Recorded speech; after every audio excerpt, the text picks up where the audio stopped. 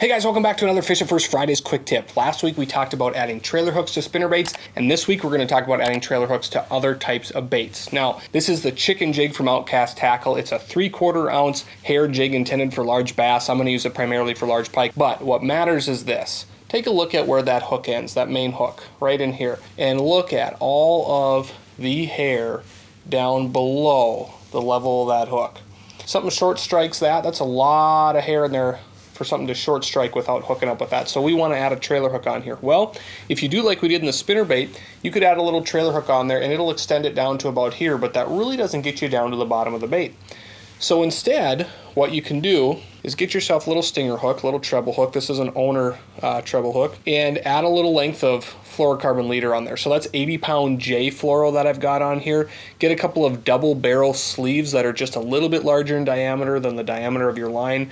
Crimp those down on there, and then take that jig skirt band and run that over the hook, and that will hold that in place there just fine. And now when you look, when we get this put the way that it should, look at that. We got a nice little trailer hook sitting down there right at the bottom, so that if something short strikes that, you're going to get hooked up. You're going to get that in the boat. If you follow any walleye fishing in Europe, I guess they have Zander over there. A lot of them are using just these round lead jigs with a paddle tail swim bait, but a lot of them are using some type of stinger hook, some type of trailer hook. So one way that you can do that is, let's say this is your main line here and it's tied off to your jig. Give yourself a long extra little piece of line when you tie off here.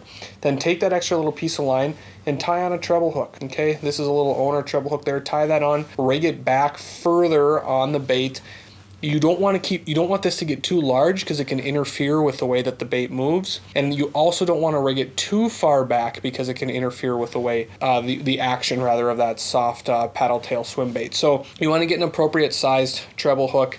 But put that in there, and now if you get a short strike back here, you're still going to hook up with that fish. Similarly, here I've got a fluke, but here the same concept. If this is your main line tied on, just leave yourself a little bit of extra when you tie that on to your EWG hook, and then take that little extra bit of line there, tie yourself on a treble, and put that in there. Now, when we talk about not going too big with your treble hooks, you want to make sure you have them small enough that they don't interfere with the action of these soft baits. So in order to do that, you want to make sure that you are still getting strength. So I would say go with Owner or Gamakatsu or one of those hook manufacturing companies that is known for having a lot of strength per diameter of the hook shank or the diameter of the hook. So I like Owner, but Owner and Gamakatsu are both ones that I bought hooks from that I've been really impressed with in terms of the strength for the size. So that's all I have for you guys today. I hope you are having a great week and are on the fish, and I hope that you have an amazing weekend. Until next time,